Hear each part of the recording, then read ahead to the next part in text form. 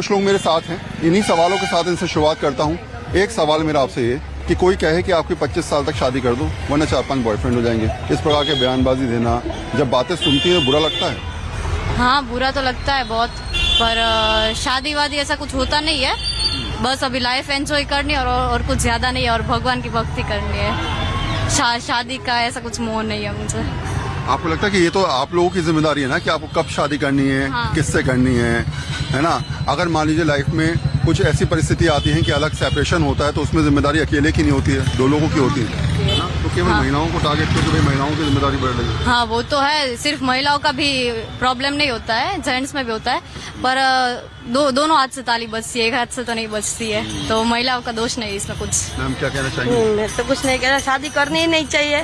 तो प्रेमानंद स्वामी कहे ना कि संसार में है, संसार में नहीं रहना है, उसके पास ही रहने का रहना। शादी करने की कोई जरूरत नहीं, जिंदगी जीने के लिए भगवान की भक्ति सच्ची है।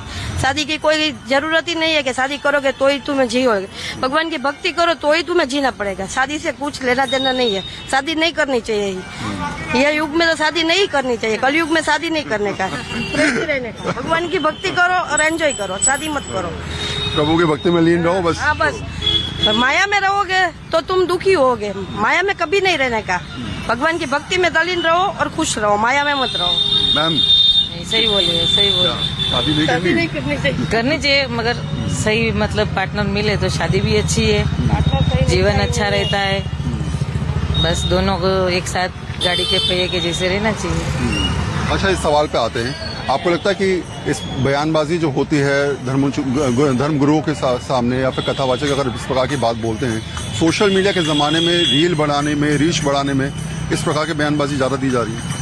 नहीं करनी चाहिए। नहीं करनी चाहिए ना, कि वीडियो वायरल हो जाओ, कुछ भी बोल दो। वायरल तो ये लोग पैसे कमाने के लिए कर रहे हैं, बाकी ये सब गलत है, नहीं करनी चाहिए, क्योंकि ये सब गलत ही है। उन लोग अपनी आगे बढ़ाने के लिए क्या सोशल मीडिया में आते हैं और दूसरों की नहीं देखते कि इनकी क्या इमेज खराब हो रही है लेडीज लोग की। नहीं करनी चाहिए। गुजरात से यहाँ आ पाई है वृंदावन, पहली बार आना हुआ या दूसरी बार?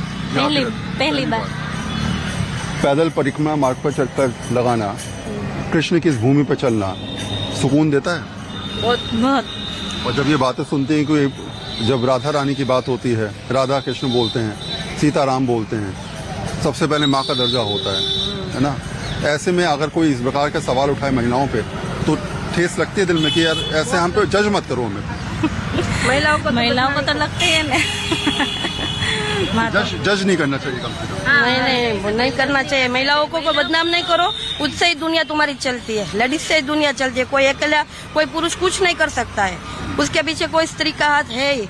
माँ हो, बहन हो, बेटी हो, कोई भी हो, उसके पीछे स्त्री का हाथ है। महिला को बदनाम मत करो। प्रेमानंद जी भी कहते हैं कि अगर कृष्ण को बुलाना है तो राधा को मतलब राधा नाम जप करना होगा, और महिला का इसमें पहला हाथ होता है। लोग हैं, सोच है, बातें हैं, कई और लोगों से भी जानेंगे।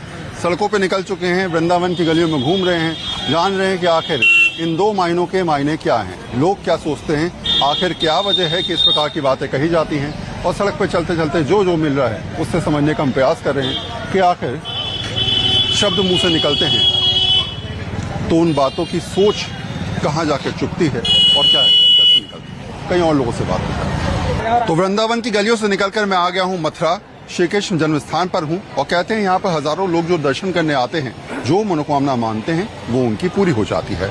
सवाल सिर्फ इतना, कुछ लोग मेरे साथ हैं जो लगातार वृंदावन में हमने पूछा, वही मथुरा में मैं जानना चाहूँगा कि कुछ लोग ये कहते नजर आ रहे हैं वृंदावन की धरती से, एक प्रेमानंद महाराज और दूसरे अनुद्राचार्य, कि एक ने कहा कि 25 साल तक लड़कियों की शादी कर दो वरना 4-4 बॉयफ्रेंड हो जाते हैं, दूसरे कह रहे हैं 100 में से 4 लड़कियां सही बची हैं। आप कैसे देखते हैं? श्री गिरिराज बास में पाऊं, ब्रज तज बैकुंठ न जाऊं। ये भगवान श्री कृष्ण ने गोलोक भूमि बनाई है, यहाँ पे राधा कृष्ण ने महाराज किया है। यहाँ बड़े बड़े संत भगवान तपस्या करते हैं, और कुछ संत जिनमें ऐसे वायु प्रदूषण होता है, ध्वनि प्रदूषण होता है, ऐसे भक्ति का प्रदूषण हो गया है।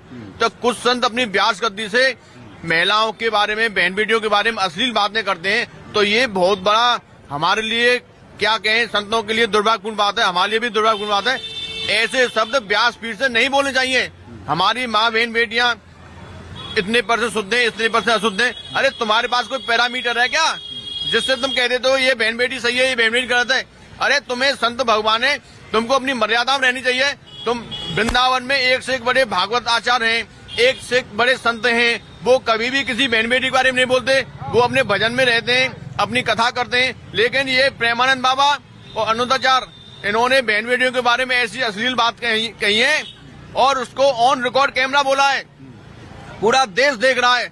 इस तरह की बातें इन्हें नहीं करनी चाहिए, अपनी संत मर्यादा में रहना चाहिए।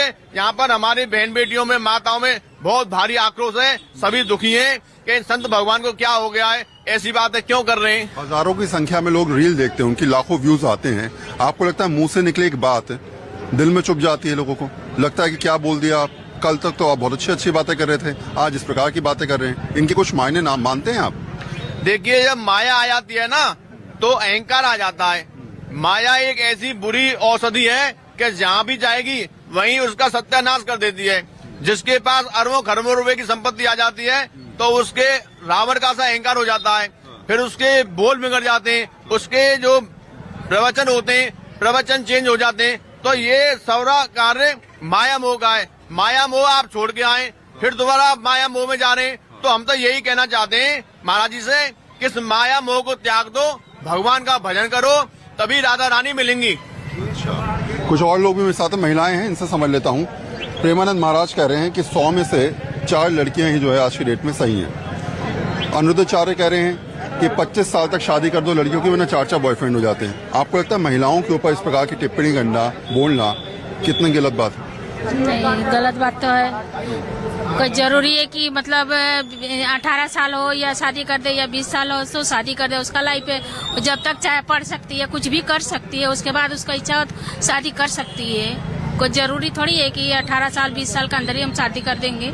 और कुछ करना चाहती है, कुछ बनना चाहती है तो उसको भी हक है कि बनना चाहिए और आगे बढ़ना चाहिए, करना चाहिए। प्लेन उड़ा सकती है, ट्रेन चला सकती है, तो महिला कुछ भी कर सकती है। सेना में जा सकती है, प्लेन चला सकती है, एकदम सब कुछ कर सकती है। हाँ। तो ऐसी परिस्थिति में तो फिर इस प्रकार की टिप्पणी में गलत मानती हैं? नहीं, बहुत गलत बात है।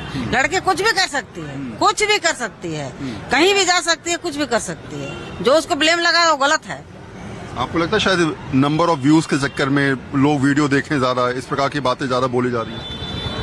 लगता है हाँ, उसे लग रहा है पॉपुलर वीडियो हाँ। खूब देखें, वायरल हो जाए वीडियो वायरल हो जाए। क्या आपको लगता है कि ये सारा व्यूज का चक्कर है?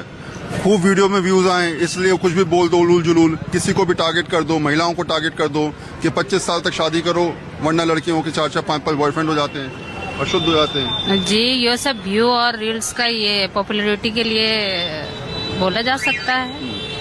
और वैसा तो महिलाओं पर जो भी इस तरह का टिप्पणी करते हैं गलत है, ऐसा टिप्पणी नहीं करनी चाहिए। हर किसी को, हमारे संविधान में भी सभी को सभी चीज की स्वतंत्रता है, तो इसमें लड़की और लड़के आते कहाँ से हैं? जब लोग बोलते हैं बड़े मंच पे कि सभी बराबर है, तो बराबर है तो फिर किस तरह बराबर है? हर बात पे तो लड़कियों को लड़कियों की तरह ट्रीट किया जाता है और लड़कों के लिए तो कोई पाबंदी होती नहीं है, हर चीज के लिए स्वतंत्रता होती है। तो ऐसा क्यों? संविधान में तो ऐसा कुछ भी नहीं है उल्लेख। तो राय देने का मतलब इन लोगों को क्या है फिर? कुछ नहीं है, कुछ नहीं है। है ना? अपने हिसाब से बात करते नजर आते हैं।